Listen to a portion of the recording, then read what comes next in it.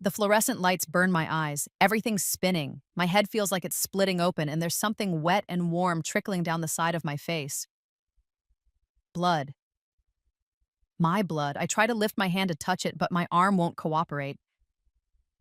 The world tilts sideways, and I hear voices, muffled, distant, like I'm underwater.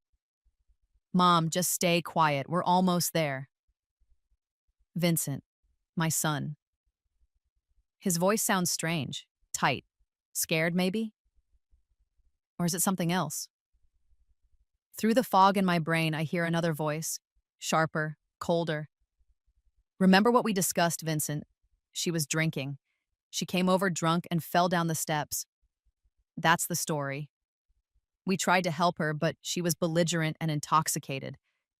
Do you understand me? This cannot come back on us. Not now, not ever. Clarissa. Hi, viewers. Kindly tell us where you're watching from and what time it is. My mind struggles to make sense of her words. Drunk? I haven't touched alcohol in months, maybe longer.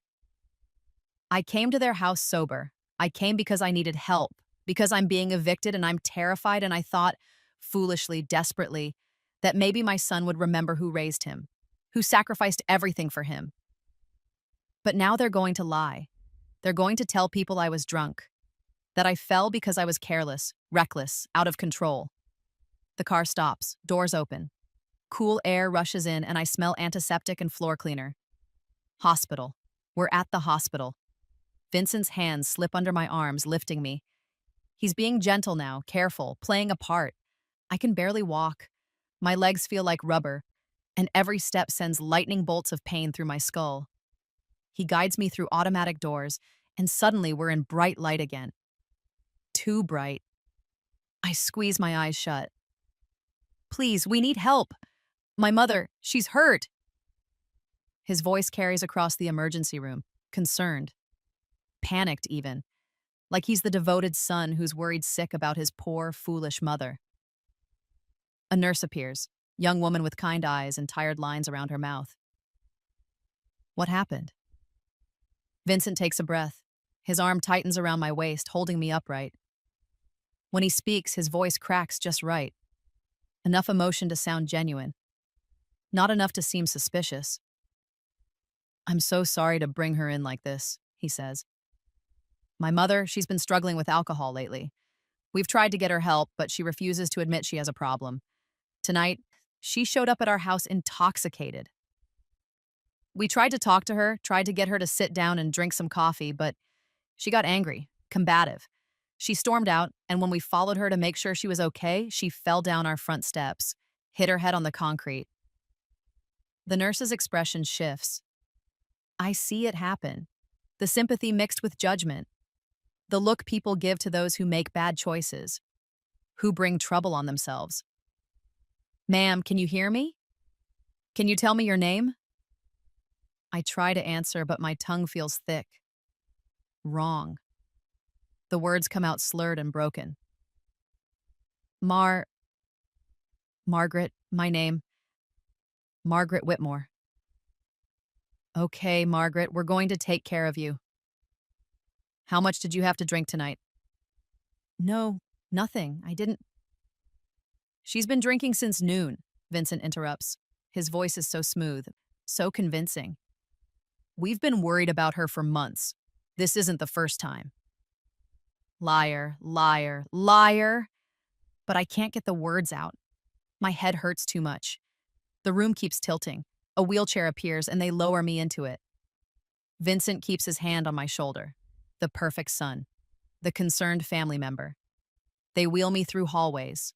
Bright lights flash overhead. Voices talk around me, about me, but not to me. I catch fragments. Possible concussion. Blood alcohol test. CT scan. Head trauma protocol. Someone lifts me onto a bed. The paper crinkles beneath me. Hands touch my face, my head, examining the wound. It hurts. Everything hurts. A man's voice cuts through the haze. Calm. Professional. I'm Dr. Thornton. Margaret, I need you to follow my finger with your eyes. Don't move your head. I try. God, I try. But everything's so blurry, so confused. Pupils are reactive but slightly unequal. We need a full workup. Blood panel, CT scan, the works. Is that really necessary? Vincent asks. His voice has an edge now, something sharp hiding underneath the concern. I mean, she just needs to sleep it off, doesn't she? Dr. Thornton turns to face my son. I can't see his expression, but his tone changes, colder, more careful. For a head injury of this severity? Yes, it's absolutely necessary. Standard procedure. We need to rule out any internal bleeding or other complications. Of course. Whatever you think is best, doctor. They take me away, down more hallways, into rooms with big machines that hum and whir. People tell me to lie still, to not move. I close my eyes and try not to think about Vincent's lie. About Clarissa's cold instructions in the car, about how my own son looked a nurse in the eye and told her I was a drunk. Time becomes strange, stretches and compresses. I might be in that machine for 5 minutes or 5 hours. I can't tell anymore. Eventually, they wheel me back to the examination room. Vincent is sitting in a chair against the wall. He stands when I enter, his face arranged in an expression of worry, but his eyes keep darting to the door, waiting. Dr. Thornton comes in maybe 20 minutes later, maybe an hour. He's holding papers. His face is different now, not the gentle bedside manner from before, something harder, more focused. He closes the door behind him. The sound of that door clicking shut seems to echo in the small room. Dr. Thornton looks at Vincent, just looks at him, and the silence stretches for 3 heartbeats, 4, 5. Your mother's CT scan shows a subdural hematoma, he says finally. That's a collection of blood between the brain and the skull. We'll need to monitor her closely. Vincent nods, swallows hard, but she'll be okay? That depends. Dr. Thornton's eyes haven't left my son's face. Her blood work came back. And? The doctor's expression doesn't change, doesn't flicker, but something in the air shifts, becomes heavy, dangerous. Your mother's blood alcohol level is 0, he says, each word precise, deliberate. Completely sober, not a trace of alcohol in her system. The room goes silent. Vincent's face drains of color, then flushes red, then drains again. His mouth opens, closes, opens again. No words come out. Dr. Thornton takes a step closer to him. What's interesting, and by interesting I mean deeply concerning, is that your mother has extensive bruising on her body. Bruising in various stages of healing. Some fresh from tonight, some several days old, some weeks old. She has bruises on her arms consistent with being grabbed forcefully, bruises on her ribs, on her back. The pattern is unmistakable to anyone trained to recognize the signs. I don't know what Vincent's voice cracks. The signs of abuse, Dr. Thornton continues. His voice has gone cold as winter steel. Physical abuse. Repeated, ongoing physical abuse. My son stands frozen, a statue made of guilt and terror. I'm required by law to report suspected elder abuse, the doctor says, and what I'm seeing here isn't suspected, it's confirmed. Your mother didn't fall because she was drunk, and she fell because someone pushed her. Someone hurt her. And based on her injuries, this wasn't the first time. Dr. Thornton moves to the door. His hand reaches for the handle. So, I'm going to ask you one more time, and I want the truth. Did you assault your mother? Vincent's legs seem to give out. He collapses into the chair, his head dropping into his hands. And in that moment, watching my son crumble under the weight of his own lies, I realize something. The truth doesn't stay buried. It claws its way to the surface. It finds the light. Dr. Thornton opens the door and steps into the hallway. I hear him speak to someone outside. I need security in exam room 4, and call the police. We have a situation. But you need to understand how we got here. You need to know who I was before my son became the person who hurt me. So, before Clarissa. Before the lies and the bruises and the shame that made me hide from everyone who cared about me. My name is Margaret Eleanor Whitmore. I'm 67 years old, And I used to believe that love was enough, that if you sacrificed everything for your child, gave them every opportunity, taught them right from wrong, they'd grow up to be good, kind, someone who made the world better just by being in it. I was 25 when I met Thomas Whitmore. He worked at the same textile factory I did, operating the big machines on the floor below mine. He had warm brown eyes and hands that were gentle despite the calluses. We got married 6 months after our first date. I wore a simple white dress from J.C. Penney and carried daisies because roses were too expensive. We were happy. Poor, but happy. Vincent was born 2 years later. 7 pounds, 3 ounces, perfect tiny fingers, and a cry that could wake the whole neighborhood. I held him in the hospital and promised him everything. Promised him a better life than Thomas and I had. Promised him opportunities, education, a future that didn't involve factory floors and breathing in cotton dust for 40 years. Thomas died when Vincent was 3. Equipment malfunction at the factory. 1 minute he was there and the next he was gone. Just gone. They gave me his final paycheck and 2 weeks of bereavement leave, and then I was on my own with a toddler and rent due and a hole in my chest where my husband used to be. I worked double shifts, sometimes triple. I'd work the morning shift at the factory, grab 3 hours of sleep while Mrs. Chen from next door watched Vincent, then work the night shift. On weekends, I cleaned offices downtown. Vincent would come with me sometimes, playing quietly with his toy cars while I emptied trash cans and vacuumed conference rooms. I skipped meals, a lot of meals. Breakfast was coffee. Lunch was whatever Vincent didn't finish. Dinner was usually just toast or ramen, but I made sure my boy had real food. Chicken, vegetables, milk. Growing boys need nutrition. I could survive on less. Every spare dollar went into a jar in the back of my closet. Vincent's college fund. My boy was smart, sharp as a tack. His teachers always said he was special, gifted. He could be something, they said. Doctor, lawyer, engineer, anything he wanted. He was a sweet child, the kind who cried when he saw birds with broken wings, who shared his lunch with kids at school who didn't have any, who hugged me tight every night before bed and told me I was the best mom in the world. When I grow up, he'd say, "I'm going to take care of you, Mama. You won't have to work so hard anymore. I'm going to buy you a big house and you can rest." I believed him. God help me, I believed every word. Vincent got into college on a partial scholarship. I paid the rest from my jar. 4 years of scrimping and saving and working until my hands ached and my back screamed. But he graduated. Business degree with a minor in finance. Got a job at a big firm in the city.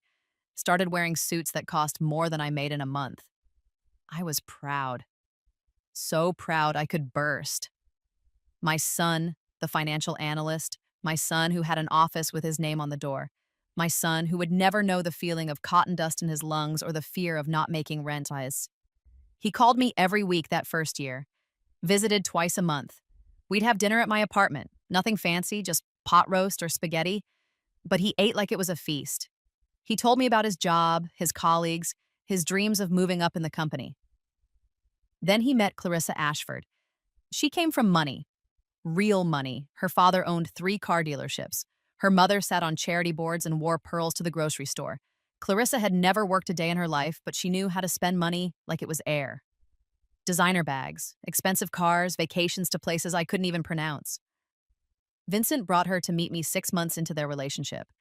I remember opening my apartment door and seeing her standing there in the hallway, tall, thin, skin like porcelain and hair that looked like it cost $100 just to wash. She wore a cream-colored dress that probably cost more than my rent. She looked at my apartment like it was a crime scene. "How quaint," she said, stepping inside carefully like she might catch poverty from the carpet. I made dinner that night, roast chicken with potatoes and green beans, my best dishes, Vincent's favorite meal. Clarissa picked at her food, moving it around her plate without actually eating much. She kept checking her phone under the table. When I asked her about her family, she gave one-word answers. When I tried to share a funny story about Vincent as a child, she yawned, but Vincent didn't notice. Or didn't care. He looked at her like she'd hung the moon in stars, like she was the most precious thing he'd ever seen. They got married 8 months later. The wedding was at some fancy country club I'd never heard of. Clarissa's family paid for everything. I wore the nicest dress I owned, dark blue, bought from a thrift store, and stood in the back during the ceremony. Most of the guests were Clarissa's family and friends. People in expensive clothes who sipped champagne and talked about their second homes. I felt invisible. After the wedding, things changed fast. Vincent's weekly calls became monthly, then every other month. His visits stopped almost completely. When I called him, he sounded distracted, rushed, like talking to me was a chore he needed to finish. "I'm just busy, Mom," he'd say. "Work is crazy. Clarissa and I have a lot going on. I'll call you back later." Later never came. 6 months after the wedding, I got invited to their house for Sunday dinner. Their new house. Beautiful suburban place with a manicured lawn and rose bushes and a three-car garage. I parked my beat-up Honda on the street, embarrassed to pull into their pristine driveway. I brought an apple pie, homemade. Vincent's favorite since he was 5 years old, still warm from my oven, wrapped in a kitchen towel. Clarissa answered the door. She looked at the pie in my hands and her nose wrinkled, just slightly, just enough for me to notice. "How rustic," she said. The word dripped with something cold, something mean. I should have left right then. Should have taken my pie and my dignity and walked away, but I didn't. Because Vincent was my son, and I hadn't seen him in months, and I missed him so much it physically hurt. Clarissa stepped aside to let me in. The house smelled like expensive candles and fresh flowers. Everything was white. White walls, white furniture, white marble floors that clicked under my shoes. I felt like I was walking through a museum, like I might break something just by breathing wrong. "Vincent's in the kitchen," Clarissa said. She didn't offer to take my coat, didn't invite me to sit down, just gestured vaguely toward the back of the house and disappeared up the stairs. I found Vincent pouring wine into crystal glasses. He looked good, healthy. His suit jacket was draped over a chair and he'd rolled up his sleeves. When he saw me, he smiled, but it didn't quite reach his eyes. "Hey, Mom," he kissed my cheek quickly, mechanical. "Glad you could make it." "I brought pie," I said, holding it up like an offering. "Apple, your favorite?" He glanced at it. "Oh, thanks. We actually have dessert already." Clarissa ordered this chocolate thing from some French bakery. Cost a fortune, but it's supposed to be amazing. My hands tightened on the towel. "Well, we can have both. More dessert is never a bad thing, right?" Vincent's smile flickered. "Sure, yeah, just put it in the kitchen somewhere." I set the pie on the counter next to a cake that looked like art. All swirls and gold leaf and delicate chocolate curls. My humble apple pie sat there like a beggar at a feast. Dinner was awkward from the start. We sat at a dining table that could seat 12. Clarissa at one end, Vincent at the other, me in the middle like a referee. The food was catered. Some kind of salmon with sauce I couldn't pronounce and vegetables arranged like little sculptures. I tried to make conversation. Asked about Vincent's work, about their house, about their plans for the holidays. Clarissa answered most questions with one or two words, her eyes constantly drifting to her phone. Vincent filled in the gaps, but his answers felt rehearsed, empty. I told a story about Vincent as a kid, about the time he tried to save a stray cat by hiding it in his closet and feeding it tuna fish for 3 days before I found out. He'd been 7. The memory made me smile. Clarissa yawned, didn't even cover her mouth. "That's nice, Margaret," she said, her tone suggesting it was anything but. "Vincent's told me so many of your stories. I feel like I've heard them all twice." The room temperature dropped about 20 degrees. Vincent shifted in his seat, said nothing. I swallowed the hurt and tried again. Asked about their last vacation. Apparently, bitfun. They'd gone to the Maldives. 10 days at some resort that cost more than I made in 6 months. Clarissa showed me photos on her phone. Crystal blue water, white sand beaches, her in a different designer bikini in every picture. "Must have been beautiful," I said. "It was acceptable," Clarissa replied, though the service wasn't what we expected for the price. I reached for my water glass. My hands were shaking. I don't know if it was nerves or hurt or just the feeling of being so completely out of place in my own son's life. My fingers bumped the wine glass next to my plate. It happened in slow motion. The glass tipping, wine spilling, red liquid spreading across the white tablecloth like blood. "Oh God," I gasped. grabbing my napkin, trying to soak it up. I'm so sorry. I'm so sorry. I didn't mean. Clarissa's face transformed. Flames. The mask of polite boredom shattered, revealing something ugly underneath, something cruel. For God's sake, Margaret! Her voice was sharp enough to cut. That was a $200 Bordeaux. Can't you be more careful? This isn't your little apartment where everything comes from discount stores. The words hit me like a slap. My hands froze. The napkin dripped red onto my lap. I looked at Vincent, waited for him to say something, to defend me, to tell his wife that she couldn't talk to his mother like that I deserved respect, that accidents happen. He avoided my eyes, stared at the spreading wine stain. His jaw worked like he was chewing words he couldn't quite swallow. Mom, he said finally. His voice was quiet, tight. You really should watch what you're doing. Clarissa's right. This isn't. We have nice things here. Expensive things. You need to be more aware. The room tilted. My son, my boy, who I'd raised to be kind, to stand up for people who needed defending, had just sided with his cruel wife over me. Had just told me I wasn't good enough for their fancy house and their fancy wine and their fancy life. I should go, I whispered. My voice sounded small, broken. That's probably best, Clarissa said. She was already on her phone, probably texting someone about her nightmare dinner with her husband's embarrassing mother. Vincent stood. I'll walk you out. We walked to the door in silence. I could feel tears burning behind my eyes, but I refused to let them fall. Not here. Not in front of him.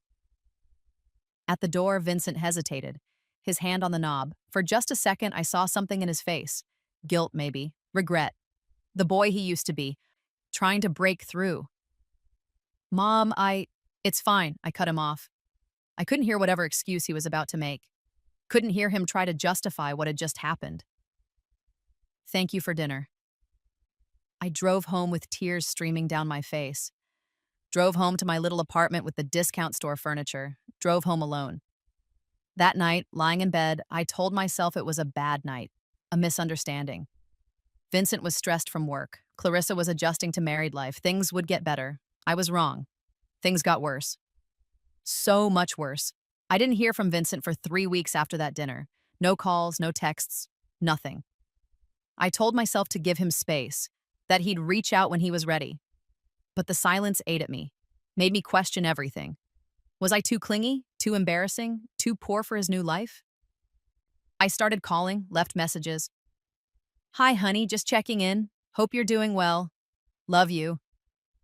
My voice bright and cheerful, even though I felt hollow inside. He never called back. A month passed, then 2. I tried texting instead, short messages. Thinking of you. Hope work is going well. Miss you. Sometimes he'd respond, usually just one word.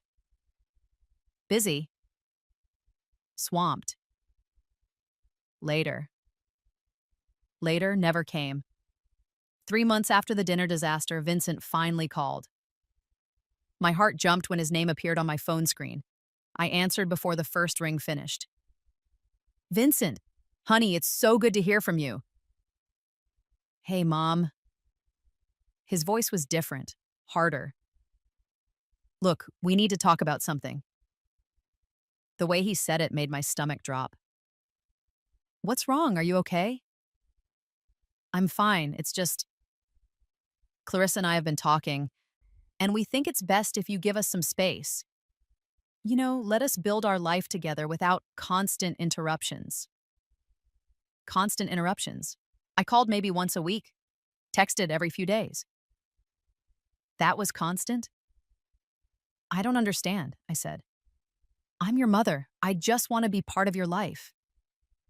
And you are, but you need to respect our boundaries. Don't just call whenever you feel like it. Don't show up unannounced. Wait for us to reach out to you. Something cold settled in my chest. Vincent, are you saying you don't want me to contact you? I'm saying we need space, Mom. God, why do you always have to make everything so dramatic? I wasn't being dramatic. I was hurt, confused. My son was pushing me away, and I didn't understand why. If that's what you want, I said quietly, I'll wait for you to call me. Good. That's good. I'll call you soon, okay? He didn't call soon. He didn't call at all. 6 months crawled by. 6 months of silence. 6 months of staring at my phone, hoping it would ring. 6 months of writing texts and deleting them before hitting send. 6 months of feeling like I was being erased from my own son's life. I broke down on a Tuesday evening. The loneliness was too much. The silence was crushing me. I just wanted to see my boy. Just wanted to know he was okay. So I drove to his house, unannounced, breaking the rules. But I was his mother. Surely that counted for something. It was raining. One of those cold, miserable rains that soaks through everything. I parked on the street and hurried up their walkway, holding my purse over my head like an umbrella. I rang the doorbell, heard footsteps inside. The door jerked open. Clarissa stood there, and the look on her face was pure rage. Her eyes were wild, her mouth twisted into something ugly. "What the hell are you doing here?" I stepped back, startled by the venom in her voice. I just wanted to see Vincent. It's been so long, and I thought." "You thought what? That you could just show up whenever you feel lonely? That we have to drop everything because you can't respect a simple boundary?" "I'm his mother," I said. My voice shook. "I have a right." "You have no rights here!" Clarissa's voice rose to a shriek. "This is our house, our life. You're not welcome unless we invite you, and we haven't invited you." Vincent appeared behind her. His face was flushed, red. Whether from anger or alcohol, I couldn't tell. His eyes had a glassy quality I'd never seen before. "Mom, Alama, what are you doing here?" His words were slightly slurred. "I just wanted to see you, to talk. It's been months, Vincent. Months since we've... How many times do we have to tell you?" He pushed past Clarissa, stepping onto the porch. The rain was coming down harder now. "You can't just show up. We have lives, we have plans, we have privacy." "Vincent, please, I'm sorry. I didn't mean to." He grabbed my arm, not gently, not like a son helping his mother. His fingers dug into my flesh, hard enough to bruise, hard enough to hurt. "You need to leave. Now." He pulled me toward the steps. I stumbled, trying to keep my balance, but he wasn't being careful, wasn't being gentle. He shoved me, actually shoved me, pushed me backward with both hands. I fell. My feet went out from under me, and I landed hard on the stone walkway.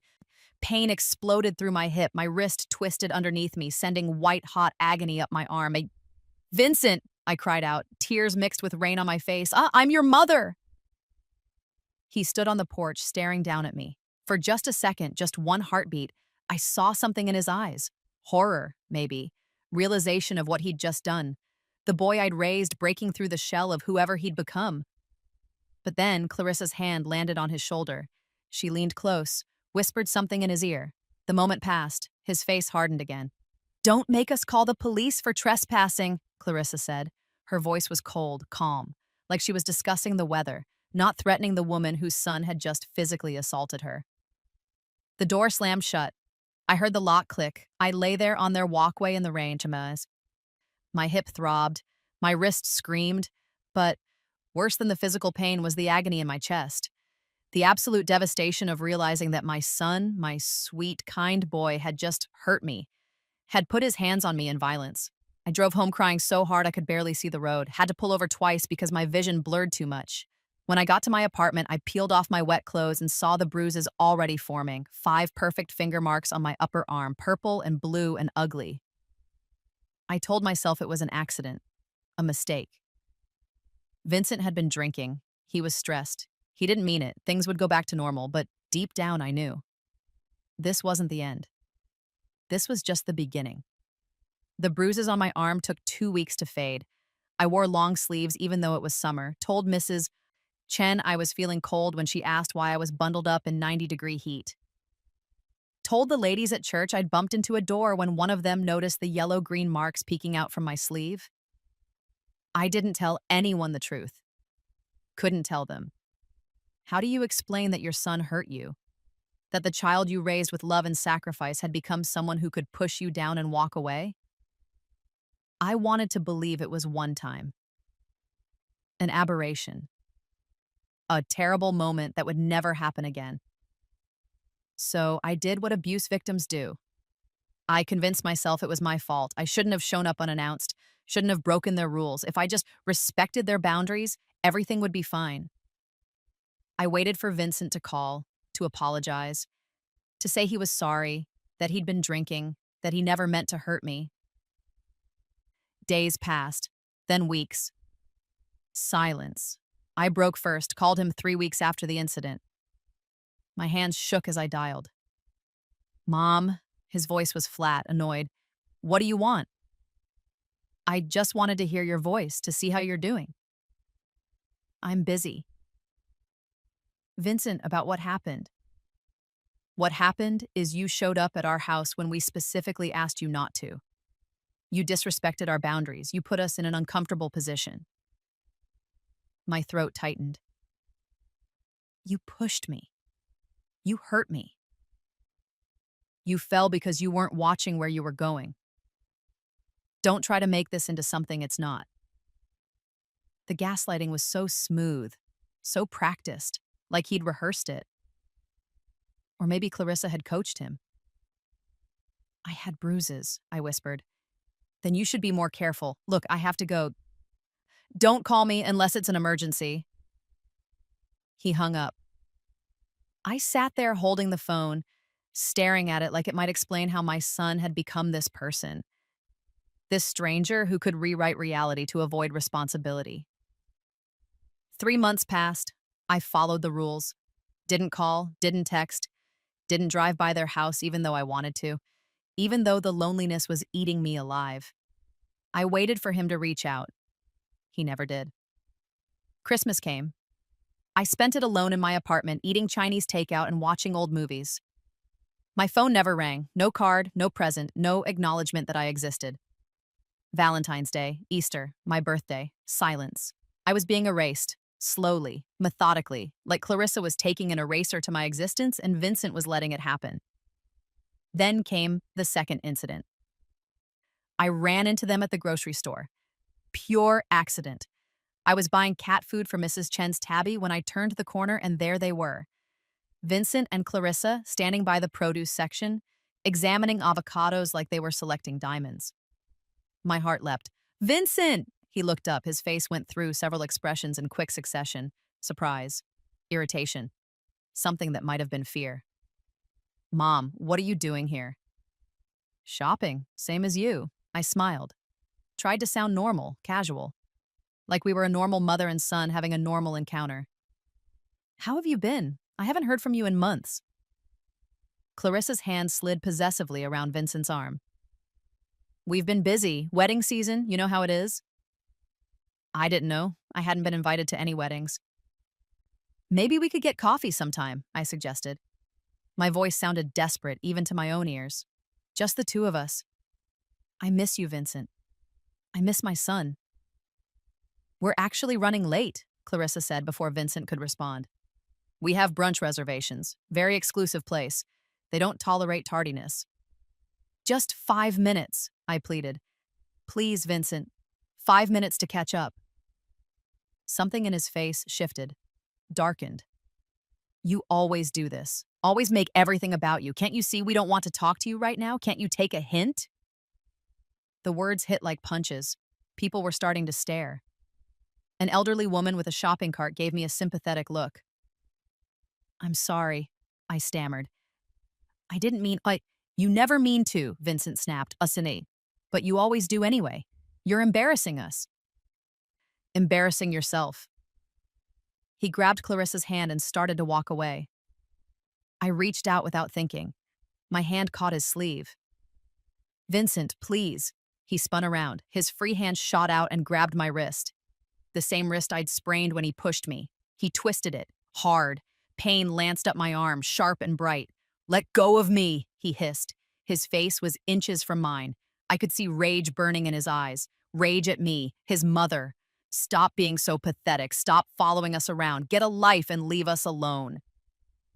He released my wrist with a shove. I stumbled backward into a display of canned tomatoes. Several cans clattered to the floor, rolled across the tiles. Vincent and Clarissa walked away, didn't look back, didn't apologize, didn't acknowledge that anything had happened.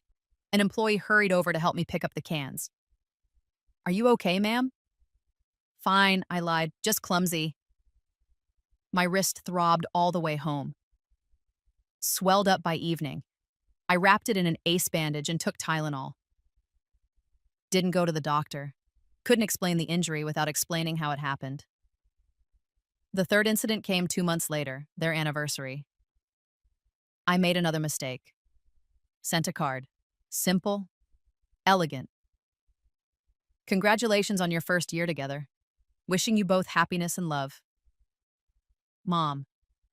Vincent showed up at my apartment the next day. Didn't call first. Just pounded on the door until I opened it. His face was a mask of fury. What the hell is wrong with you? What? I just sent a card. You sent us a card after we told you to leave us alone. Are you dense? Are you deliberately trying to ruin our lives? It was just a card. I thought... He pushed past me into my apartment, invaded my space, my safe space, started pacing like a caged animal. You thought what? That we'd suddenly want you back in our lives? That a stupid card would fix everything? You're delusional. Vincent, I'm your mother. I'm allowed to acknowledge your anniversary. You're allowed nothing. He wheeled on me. Nothing. You gave up your rights when you couldn't respect simple boundaries. I just want my son back, I said. Tears were streaming down my face now. I couldn't hold them back anymore.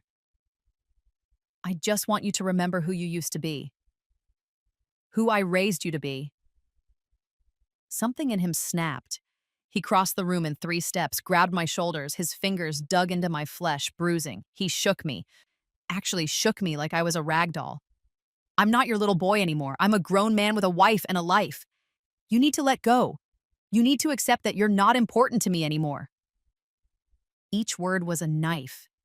Each shake rattled my brain and my skull. I tried to pull away, but his grip was too strong. Vincent, you're hurting me. Good. Maybe pain is the only thing you'll understand. He released me with a shove. I fell back onto my couch. He stood over me, breathing hard, his fists clenched at his sides. If you contact us again, if you send another card, make another call, show up anywhere we are, I'll file a restraining order. I'll tell everyone you're harassing us. I'll make sure everyone knows you're a crazy, obsessed woman who can't let go of her adult son. He left and slammed the door so hard a picture frame fell off my wall and shattered. I sat on my couch and sobbed. Sobbed for the boy I'd lost. For the man he'd become. For myself, bruised and broken and alone. I stopped going to church. Couldn't face the questions about the marks on my arms. Stopped talking to Miss Chen. Stopped leaving my apartment except for groceries and work. I became a ghost. Invisible. Exactly what Vincent and Clarissa wanted. The cycle continued. I'd try to reach out. He'd respond with violence. I'd promise myself I wouldn't try again, but hope is a cruel master. It kept whispering that maybe next time would be different. Maybe next time he'd remember he loved me, but next time never came. Only more pain, more bruises, more proof that my son was gone and a monster had taken his place. The eviction notice arrives on a Thursday. Plain white envelope, official letterhead. I stare at it for 10 minutes before I can force myself to open it. Dear tenant, due to the sale of this property and conversion to luxury condominiums, your lease will not be renewed. You have 60 days to vacate the premises. 60 days. 2 months to find a new place I can afford on my fixed income. In a city where rent goes up every year and landlords want proof of income I don't have. Panic claws at my throat. I call 3 apartment complexes that afternoon. The cheapest 1-bedroom is $800 more than what I'm paying now. $800 I don't have. The woman on the phone sounds bored when I ask if they have anything cheaper. This is market rate, ma'am. You might want to look outside the city. Outside the city means away from my job, away from the few connections I have left, away from everything familiar. I spend 3 days searching. Online listings, classified ads, nothing fits my budget, nothing even comes close. I lie awake at night doing math in my head. Even if I cut out food, utilities, everything non essential, I still can't make the numbers work. By the fourth day, desperation has teeth. It's gnawing through my resolve, my pride, my promise to leave Vincent alone. He's still my son. Surely, in a real crisis, he'd help. Surely, when his mother is facing homelessness, he'd remember who raised him, who sacrificed everything so he could have a better life. I tell myself these lies because I need to believe them. Because the alternative, that he truly doesn't care if I end up on the street, is too horrible to accept. Saturday morning, I put on my nicest dress, the dark blue one from his wedding, brush my hair until it shines, put on lipstick. I want to look presentable, respectable, not like a burden or a problem. The drive to their house feels like driving to my own execution. My hands shake on the steering wheel. I practice what I'll say. Vincent, I'm in trouble. I need help. Just advice. Just someone to help me figure out what to do. Reasonable, calm, not dramatic, not clingy. Their house looks perfect as always. Manicured lawn, rose bushes in full bloom, 2 expensive cars in the driveway, the kind of cars that cost more than 3 years of my rent. I park on the street, walk up the path. My heart hammers against my ribs. I ring the doorbell. Clarissa answers. She's wearing yoga clothes that probably cost more than my grocery budget. Her face goes hard when she sees me. You have a lot of nerve showing up here. I need to speak to Vincent, please. It's important. Everything's important to you, Margaret. Every little thing is a crisis that requires our attention. I'm being evicted. The words tumble out, raw, desperate. My building's being sold. I have 60 days to find a new place, and I can't afford anything. I just need advice. Maybe Vincent knows of some affordable apartments or resources, or let me guess, you want us to give you money. No, I just need help, guidance. I don't know what to do. Clarissa's smile is ice and venom. What you should do is figure it out yourself. You're an adult. Adults handle their own problems. Please. I'm begging you, just let me talk to Vincent. Vincent, she calls over her shoulder. Your mother's here. Again, despite being told repeatedly to stay away. Vincent appears. He's wearing a golf shirt and khakis. Looks like he was getting ready to go out. When he sees me, his jaw tightens. What now, Mom? I'm being evicted. I need help. Just advice on where to look for affordable housing or... There are shelters, Clarissa interjects, for people who can't manage their finances. The cruelty takes my breath away. I've managed my finances fine. The rent's just going up everywhere. I can't or won't. Vincent's voice is cold. Can't get a better job, can't stop spending money on things you don't need, can't stop expecting everyone else to solve your problems? I worked 2 jobs to put you through college. The words explode out of me. I skipped meals so you could eat.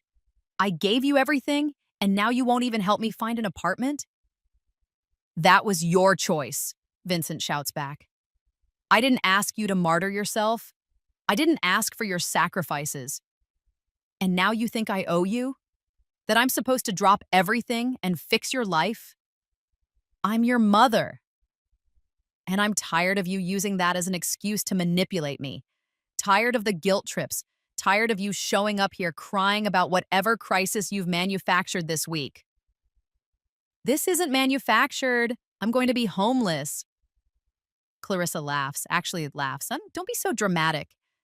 You'll figure something out. You always do. You just want attention. Want us to feel sorry for you, so we'll let you back into our lives. That's not, I start, but Vincent cuts me off. You know what? I'm done. Done with this conversation. Done with your constant neediness. Done with you. His face is red now, flushed with rage. I recognize that look. The same look he had before he pushed me, before he grabbed me, before he hurt me. Vincent, please, get out. Just listen. I said, get out. He charges at me, no warning, no buildup. 1 second he's standing in the doorway, the next he's rushing forward like a linebacker. His hands hit my chest. Hard, brutal, all his weight behind the shove. I fly backward, actually fly. My feet leave the ground. Time slows down. I see the concrete steps rushing up to meet me, see the gray sky above, feel the terrible certainty that this is it. This is how I die. My head hits first. The back of my skull cracks against concrete. The sound is wet, wrong. Pain explodes through my brain like white lightning. The world tilts sideways. Everything goes gray at the edges. I'm lying at the bottom of their steps, can't move, can't think. Blood, warm and sticky, pools beneath my head. I can feel it soaking into my hair, running down my neck. The sky above me is gray, heavy with clouds. I stare up at it and think, this is the last thing I'll see. Gray sky, cold concrete, my son's house looming above me. This is how it ends. Rejected, broken, alone. I hear Clarissa's voice, high-pitched, panicked. Vincent, oh God, what did you do? What did you do? Look at her. There's blood everywhere. She's fine. She's just... Vincent's voice shakes. She's not fine. She's not moving. Oh my God, Yilam, if she dies here, if the neighbors see... Shut up, let me think. My vision darkens, narrows to a tunnel. I'm slipping away. Consciousness sliding through my fingers like water. We have to call 911, Clarissa says. No, no police, no ambulance. We'll take her ourselves. We'll say she came here drunk, that she was intoxicated and fell, that we tried to help, but she was belligerent. Will they believe that? They have to. We can't have this come back on us. Not now, not when everything's finally perfect. Their voices fade. The world goes dark. I wake up in Vincent's car. Or maybe I don't wake up. Maybe I'm still unconscious and dreaming. Everything's blurry, wrong. The world won't stop spinning. My head feels like it's splitting open, like someone took an axe to my skull. Nausea rolls through my stomach in waves. I try to speak, but my tongue doesn't work right. The words come out slurred, broken. What? Where? Mom, just stay quiet. We're taking you to the hospital. Vincent's voice from the driver's seat. Tight, controlled, scared underneath. I try to lift my head. Bad idea. Pain screams through my brain. I moan. Don't move, Vincent says. Just stay still. Through the fog in my mind, I hear Clarissa. She's in the passenger seat. Her voice is sharp, urgent. Remember what we discussed, Vincent? She was drinking. She came over drunk and fell down the steps. That's the story. We tried to help her, but she was belligerent and intoxicated. Do you understand me? This cannot come back on us. Not now, not ever. Drunk. They're going to say I was drunk. I want to protest. Want to scream that I haven't touched alcohol in months. That I came to them sober and desperate and they hurt me. Vincent hurt me, pushed me down the stairs and cracked my head open. But I can't form the words. Can't make my mouth cooperate. The darkness keeps trying to pull me under. What if they don't believe us? Vincent asks. They will. Old people fall all the time, especially ones with drinking problems. Just stick to the story. Act concerned, worried. Play the dutiful son who's tried everything to help his alcoholic mother. My brain struggles to process what I'm hearing.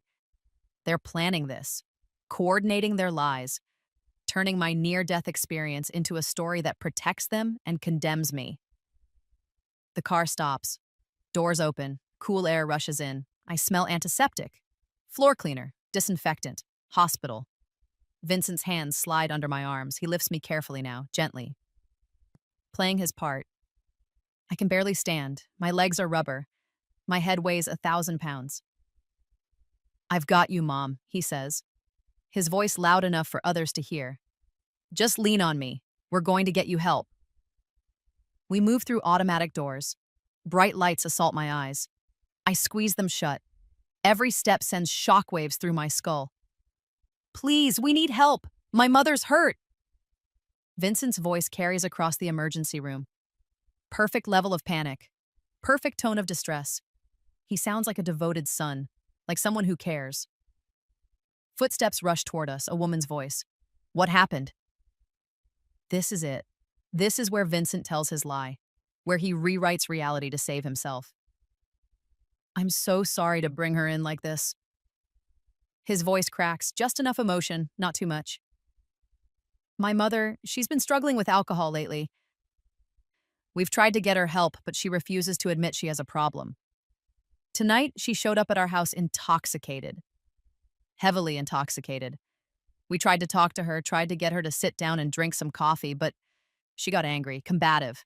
She started yelling, making accusations. Then she stormed out. We followed her to make sure she was okay, but she wasn't watching where she was going. She fell down our front steps, hit her head on the concrete. The lie flows so smoothly, so convincingly. He's had practice. Or maybe Clarissa rehearsed him in the car. Has she been drinking regularly? The nurse asks. For months now, Vincent says. Since her husband died, years ago. But it's gotten worse lately. We've found bottles hidden in her apartment. She calls us at odd hours, slurring her words, and we're very worried about her. More lies. Layer upon layer. Building a false reality where I'm the problem. Where I'm the one who needs help. Where Vincent is the suffering son dealing with his difficult alcoholic mother. Ma'am, can you hear me? Can you tell me your name? I try. God, I try, but my tongue is thick. The words won't come out right. Margaret. My name. Margaret Whitmore. Okay, Margaret, we're going to take care of you. How much did you have to drink tonight? No. Nothing. I didn't. She always says that, Vincent interrupts, his voice sad, resigned. She never admits how much she's had. We've been dealing with this denial for months. They put me in a wheelchair. The movement makes my stomach heave. I taste bile in the back of my throat. They wheel me through hallways, white walls, white floors, and everything too bright, too loud. An examination room. They lift me onto a bed. Paper crinkles beneath me. Hands touch my head. Gentle, but it still hurts. Everything hurts. A man's voice. Calm, professional. I'm Dr. Thornton. Margaret, I need you to follow my finger with your eyes. Don't move your head. I try. The world keeps blurring, doubling. His finger multiplies into 3 fingers, 4. Pupils are reactive but slightly unequal, he says to someone else. Possible concussion. Could be worse. We need a full workup. Blood panel, CT scan, the complete protocol for head trauma. Is that really necessary? Vincent asks. Something new in his voice now. Not concern, fear. I mean, she just needs to sleep it off, doesn't she? Maybe some fluids? There's a pause. When Dr. Thornton speaks again, his tone has changed, become cooler. More careful. For a head injury of this severity, with a subdural hematoma risk? Yes, it's absolutely necessary. Standard procedure. We need to rule out any internal bleeding or other complications. Of course, Vincent says quickly. Whatever you think is best, doctor. We just want her to be okay. They take me away again. More hallways, different machines. Big tunnel that hums and whirs. Someone tells me to lie still, to not move. I close my eyes and let the darkness take me. Time becomes elastic, stretches, compresses. I'm in the machine for seconds or hours. I can't tell anymore. Can't tell anything except pain and fear and the terrible certainty that my son tried to kill me. Maybe not tried, maybe he didn't mean to, but he pushed me hard enough that my head split open on concrete. Hard enough that I'm here in this hospital with machines scanning my brain for damage. They wheel me back eventually. Back to the examination room where Vincent waits. He stands when I enter, his face arranged in worry, but his eyes keep darting to the door, watching, waiting. I lie on the bed and stare at the ceiling tiles. Count them. 1, 2, 3, anything to keep my mind from the reality of what's happening. 4, 5, 6. Footsteps in the hallway, getting closer. The door opens. Dr. Thornton enters. He's holding papers, charts. His face is different than before, not the gentle bedside manner. Something harder, more focused, more suspicious. He closes the door behind him. The click of the latch echoes in the small room. He doesn't look at me. His eyes are locked on Vincent, just locked on him. The silence stretches, heavy, dangerous. Your mother's CT scan shows a subdural hematoma, Dr. Thornton says. Each word measured, precise. That's a collection of blood between the brain and the skull. Dangerous, potentially life-threatening. We'll need to monitor her very closely. Vincent swallows. His throat works. But she'll be okay? That depends on several factors. Dr. Thornton's expression doesn't change, doesn't soften. Her blood work came back. 3 words. That's all, but the air in the room changes, becomes electric, charged with something I don't understand yet. And Vincent's voice cracks slightly. Dr. Thornton's eyes bore into my son. Your mother's blood alcohol level is 0. The silence that follows is absolute, complete. Like all the sound has been sucked out of the room. Vincent's face goes through transformations. White, then red, then white again. His mouth opens, closes, opens again. No words come out, just air. I watch this from my hospital bed. Watch my son's carefully constructed lie crumble in real time. Watch the mask slip and the truth peek through. 0, Dr. Thornton repeats. His voice is steel now, cold and hard and unforgiving. Completely sober, not a trace of alcohol in her system. Not even the residual amount you'd see from mouthwash or cold medicine. Vincent finds his voice. It comes out strangled, desperate. That's not possible. She was definitely drunk. I saw her. We both saw her. She was stumbling, slurring her words. All the signs. All the signs of someone who's been struck in the head, Dr. Thornton says. He takes a step closer to Vincent. All the signs of head trauma, which she has. Severe head trauma. She fell. Let me finish. The doctor's voice cuts through Vincent's excuse like a knife. What's interesting, and by interesting I mean deeply concerning, is that your mother has extensive bruising on her body, bruising in various stages of healing. He pulls out photos. When did they take photos? I don't remember photos. But there they are. Images of my arms, my ribs, my back. Purple and blue and yellow and green. A roadmap of violence written on my skin. Some of these bruises are fresh, Dr. Thornton continues. From tonight, but others are days old, weeks old. She has bruising on her upper arms consistent with being grabbed forcefully and repeatedly. Bruises on her ribs that match defensive injuries, bruises on her back from impacts. The pattern is unmistakable to anyone trained in recognizing these signs. Vincent stands frozen, a statue carved from guilt and terror. I've been practicing emergency medicine for 20 years, Dr. Thornton says. I've seen a lot of abuse cases. And this is textbook. Repeated, ongoing physical abuse. I don't know what you're implying, Vincent starts. I'm not implying anything. I'm stating facts. Your mother came in with a serious head injury. You claimed she was intoxicated. The blood work proves that's a lie. She has extensive injuries consistent with repeated physical assault. And you're the one who brought her in with a false story designed to discredit her. The room temperature drops 20 degrees. Vincent's knees buckle slightly. He catches himself on the back of a chair. I'm required by law to report suspected elder abuse, Dr. Thornton says. Each word lands like a hammer blow. And what I'm seeing here isn't suspected. It's confirmed. Multiple injuries over an extended period. A false narrative designed to cover up the abuse. A vulnerable elderly woman who nearly died from a head injury. She's not elderly, Vincent whispers. Like that matters. Like that's the important part. She's 67 years old. That qualifies. And more importantly, someone has been hurting her. Repeatedly. Deliberately. Dr. Thornton moves to the door. His hand reaches for the handle. Vincent's face contorts with panic. Wait, please. You don't understand. It's not what you think. She's always been dramatic. Always exaggerating things. Making mountains out of molehills, and she probably got those bruises from falling or bumping into things. She's clumsy. Stop talking. Dr. Thornton's voice could freeze fire. Every word out of your mouth right now is making this worse for you.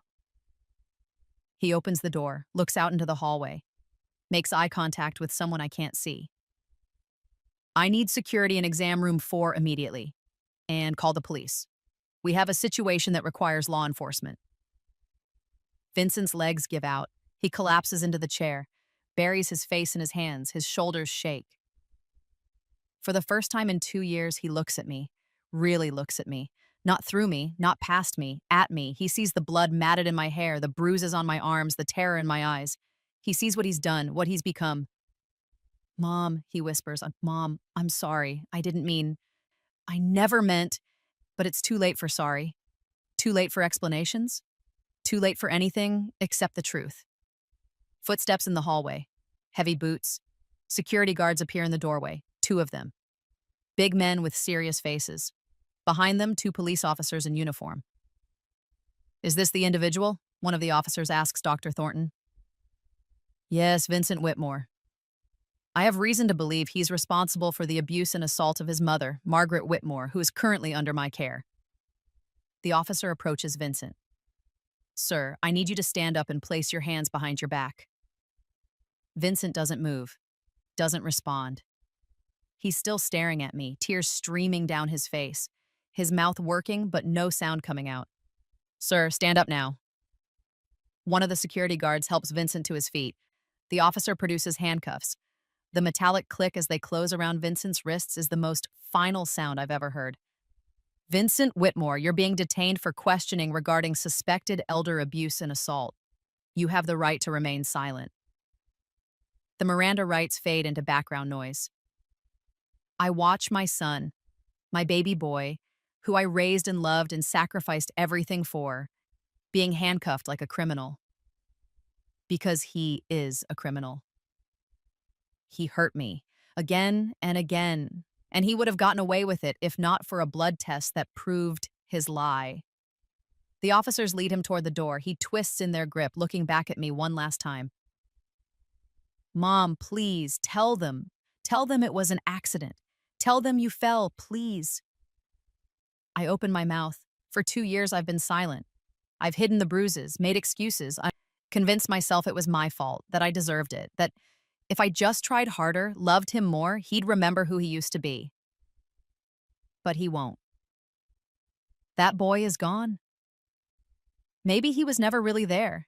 Maybe Clarissa just brought out who he really was underneath. No, I say, my voice is quiet but clear. No more lies. Vincent's face crumples. They pull him out of the room. His voice echoes down the hallway. Mom, please, I'm sorry. Then he's gone. The room is quiet except for the beeping of monitors. Dr. Thornton sits down on the rolling stool, looks at me with kind eyes. Margaret, you're safe now. You're going to be okay. I need to ask you some questions for my report and for the police. Is that all right? I nod. My head throbs with the movement, but I nod anyway. How long has your son been abusing you? And I tell him everything. The police officer who takes my statement is a woman named Detective Rains. She's in her 40s, short gray hair, tired eyes that have seen too much. She pulls a chair up next to my hospital bed and takes out a notebook. Take your time, she says. Start wherever you feel comfortable. So I do. I start with the first dinner at Vincent's house. Clarissa's cruelty. Vincent's betrayal with the wine glass comment. I tell her about the phone call where he demanded space, about showing up in the rain and being pushed down their steps, about the grocery store incident where he twisted my wrist, about him coming to my apartment and shaking me until my teeth rattled. I tell her about tonight, the eviction notice, my desperate plea for help. Vincent charging at me, the push, the fall, my head cracking against concrete, the plan in the car to call me a drunk. Detective Rains writes it all down, doesn't interrupt, doesn't judge, just listens and writes and occasionally asks a clarifying question. Did you ever report any of these incidents to police? She asks. I shake my head. Shame floods through me. I was embarrassed. He's my son. I thought if I could just reach him, remind him of who he used to be, it would stop.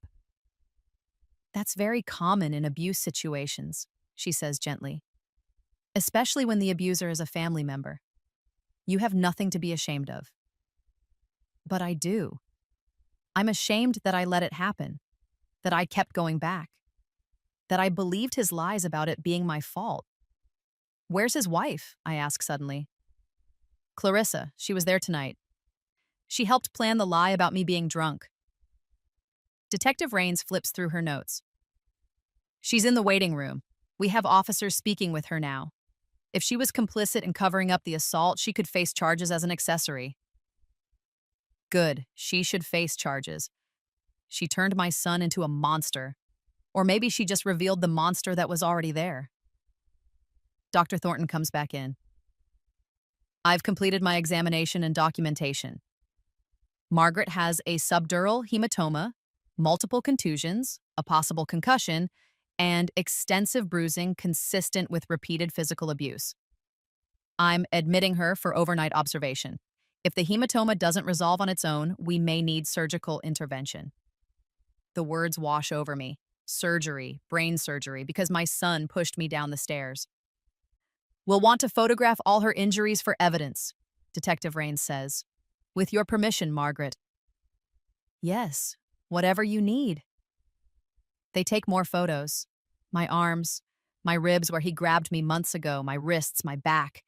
Each flash of the camera documents another moment of violence, another time my son hurt me and I stayed silent. We've arrested Vincent Whitmore, Detective Rains says. He'll be booked and held pending arraignment. Given the severity of the assault and the attempt to cover it up, I expect the DA will file multiple charges. Elder abuse, assault with serious bodily injury, filing a false police report, possibly more.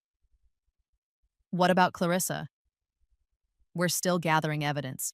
If we can prove she was actively involved in coaching him to lie, she'll face charges too. At minimum, we're looking at accessory after the fact. A nurse comes in to take me to a regular room. They wheel my bed through hallways. I'm moved to a private room on the third floor. Quiet. Away from the chaos of the ER. I lie there and stare at the ceiling. Process what just happened. My son is in jail. My son is going to be charged with abusing me. My son's perfect life with his perfect wife in their perfect house is destroyed. And I should feel something. Vindication, maybe. Relief that it's finally over. But all I feel is empty, hollowed out, like someone scooped out my insides and left nothing but a shell. Mrs. Chen visits the next morning. Someone must have called her. She sits beside my bed and holds my hand and cries. I knew something was wrong, she says. I knew, but you wouldn't talk about it. Wouldn't let anyone help. I was ashamed. Oh, honey, you have nothing to be ashamed of. Nothing. But I do. I'm ashamed that I raised a son who could hurt me. Ashamed that I didn't see it coming. Ashamed that I kept making excuses for him. Detective Rains comes back that afternoon with updates. Vincent has been formally charged with 3 counts of elder abuse, 2 counts of assault with serious bodily injury, and 1 count of filing a false report. His bail is set at $50,000. Will he post it? I ask. His wife is trying, but her family isn't as wealthy as they pretend, and I suspect they're distancing themselves from this mess. Clarissa is charged with accessory after the fact and conspiracy to file a false report. Lesser charges, but charges nonetheless. What happens now, I ask? There will be a preliminary hearing in a few weeks. The DA will present evidence. If the judge finds sufficient cause, which they will, Given Dr. Thornton's testimony and your injuries, it goes to trial. Or Vincent might take a plea deal. How long could he go to prison? Elder abuse with serious bodily injury? He's looking at several years minimum. Could be more depending on how aggressive the DA wants to be. Several years. My son, in prison. The tears finally come. I cry for everything I've lost, for the boy Vincent used to be, for the relationship we'll never have again, for myself, broken and battered and alone. But underneath the grief, something else starts to grow, something small but fierce. Anger. Not at Vincent, at myself, for staying silent so long, for protecting him when I should have protected myself. Dr. Thornton releases me after 2 days. The hematoma is resolving on its own. No surgery needed. I'm given prescriptions for pain medication and instructions to follow up with my regular doctor. Mrs. Chen takes me home. My apartment looks different, smaller, sadder. Everything I own fits in this tiny space. All my possessions, all my memories, my whole life contained in 600 square feet. But I'm alive. I survived.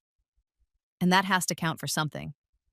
The preliminary hearing happens 3 weeks later. I sit in the courtroom wearing the dark blue dress from Vincent's wedding, the same dress I wore the night he first humiliated me at dinner. It feels appropriate somehow. Full circle. Vincent sits at the defense table with his lawyer. He's thinner, pale, dark circles under his eyes. He doesn't look at me when I walk in. It keeps his gaze fixed on the table in front of him. Clarissa isn't here. Her lawyer worked out a deal. Testify against Vincent in exchange for reduced charges and probation. She gave them everything. Emails discussing how to keep me away. Text messages mocking me.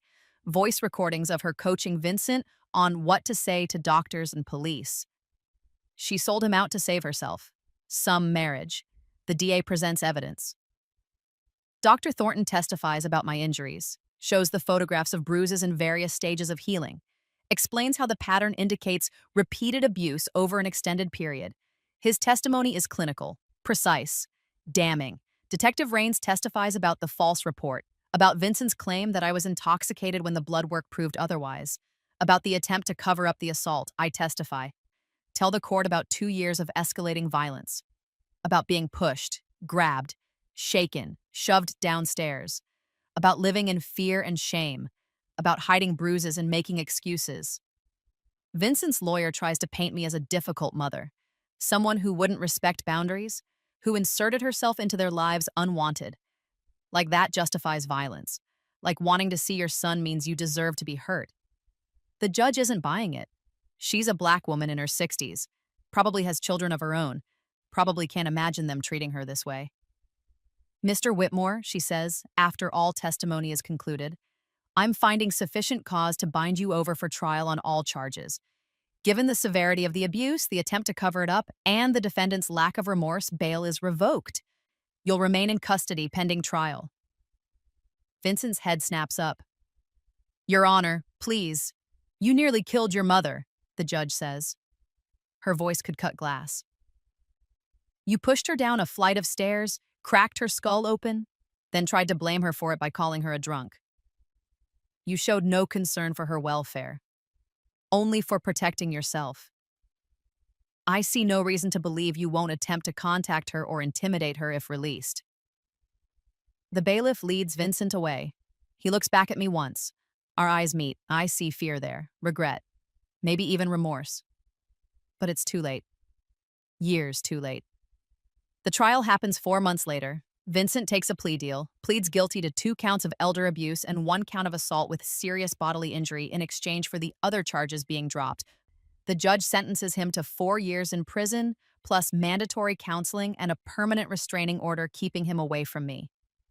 Clarissa divorces him before the ink is dry on the plea agreement, moves back to her parents' house. I hear through Mrs. Chen that she's already dating someone new, someone with more money and no criminal record. She got what she wanted from Vincent, a few years of playing house with someone presentable. And now she's moved on. Vincent writes me letters from prison. I don't open them for the first 6 months. Can't bear to read his excuses or apologies or whatever else he's written. But eventually, curiosity wins. I open one.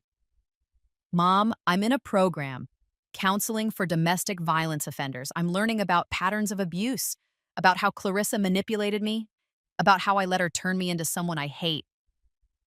I see now what I did, what I became. I'm so sorry. I know sorry isn't enough. I know I can't take back the pain I caused, but I'm trying to understand why I did it so it never happens again. I read all the letters after that. Watch my son dissect his own behavior on paper.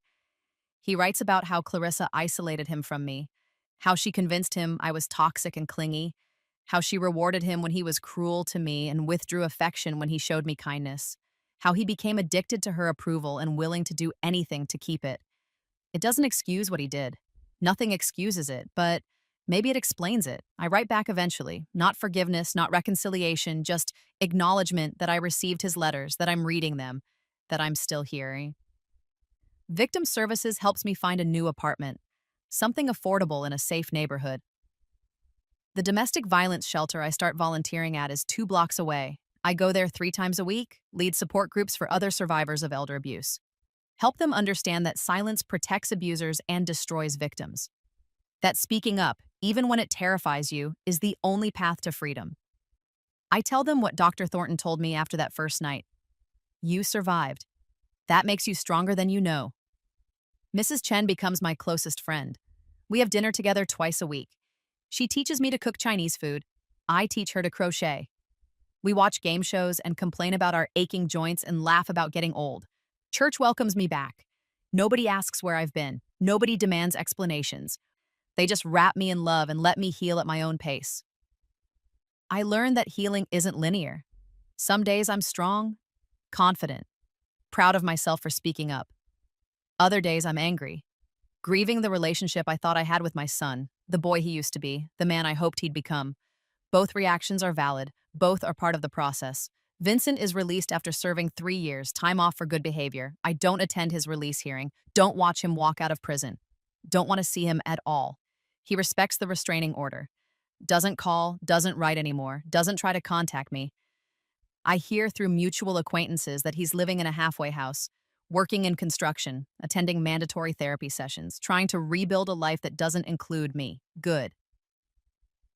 He should build a life without me. I'm building one without him. My name is Margaret Eleanor Whitmore. I'm 68 years old. For 2 years, I was invisible, silenced, broken. My own son turned me into a ghost, made me believe I deserved the violence, that I was the problem. But a blood test proved I was worth believing. Dr. Thornton saw through the lies, saw the bruises I'd been hiding, saw the truth I'd been too ashamed to speak. Sometimes justice comes from unexpected places.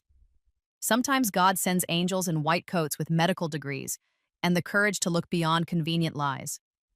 I learned that love without respect isn't love at all, that sacrifice doesn't entitle you to anything, that family members can be abusers, that staying silent protects the wrong people.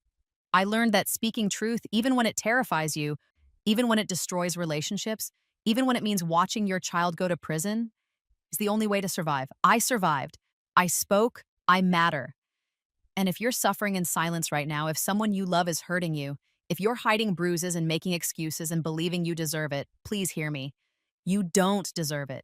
You never did. You matter. Your pain is real. Your story deserves to be told. Speaking up saved my life. It can save yours too. Sometimes the greatest victory isn't revenge. It's reclaiming your voice and helping others find theirs. It's looking in the mirror and recognizing yourself again. It's knowing that you're worth protecting, worth defending, worth believing. I'm not invisible anymore. I'm not silent. I'm not broken. I'm Margaret Eleanor Whitmore, and I survived. If this story touched your heart, if it reminded you that you're not alone, if it gave you courage to speak your truth, then it served its purpose. Share it with someone who needs to hear it. Leave a comment telling me what this story meant to you. And if you or someone you know is experiencing abuse, please reach out. National Domestic Violence Hotline, Elder Abuse Hotline. You are not alone. You are not invisible. You matter. Thank you for listening to my story. Thank you for believing me. Thank you for being here.